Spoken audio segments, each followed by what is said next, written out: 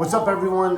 Joe with ECRM here at our beverage session in Vegas. With me is Jordan Moore from NIQ. She gave a great presentation on beverage trends, specifically functional beverages, and we're going to talk about in this video what is trending.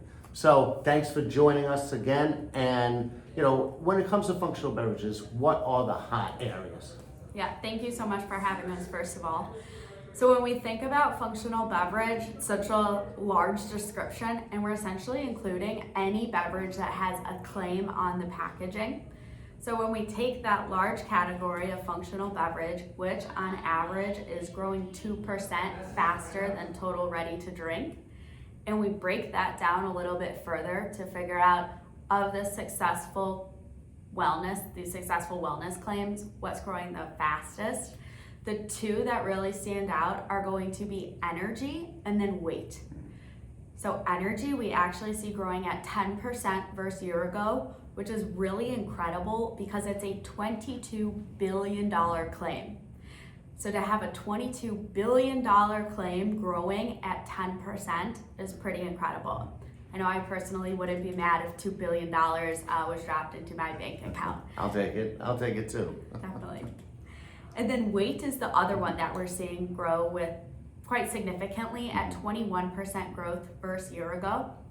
This one really didn't surprise me too much because it's such a trend, I'd say, across the US right now. I know I can't get the song Ozempic out of my head, and it appears that other people are really paying attention to this too, and they're willing to invest in some of those weight loss claims. And now the weight category also, it's weight loss, but also in terms of protein, it's muscle gain, right? That's also within that segment?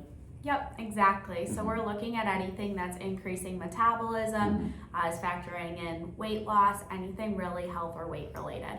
And what's interesting is you're having more and more, what I've seen here at the session with a lot of our customers, you're seeing protein on the protein side. It's making its way into types of beverages that normally they weren't in before. I'm seeing protein in coffee. I just saw here, there was one company that had tea.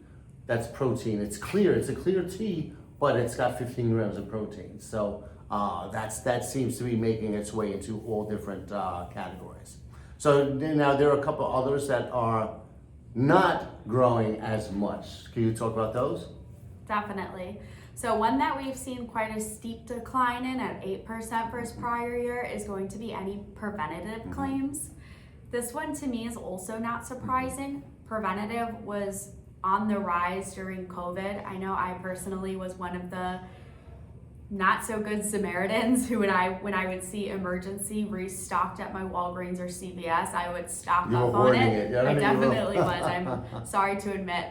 But now it's just sitting there. That's not something that I'm buying regularly or using regularly anymore. Because you have it, because right. you don't need to. I stocked up on it. Yeah, and I think the same thing is happening with cough and cold. A lot of the OTC immunity products, we all have cupboards full of that stuff, and it's not that we don't want them, it's just that we don't particularly need them at this time. Right.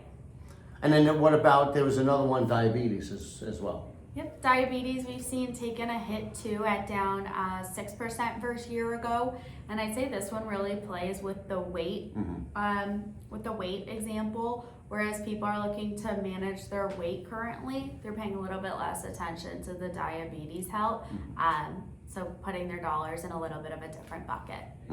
But not all is lost for the ones that are going down. Right, great point.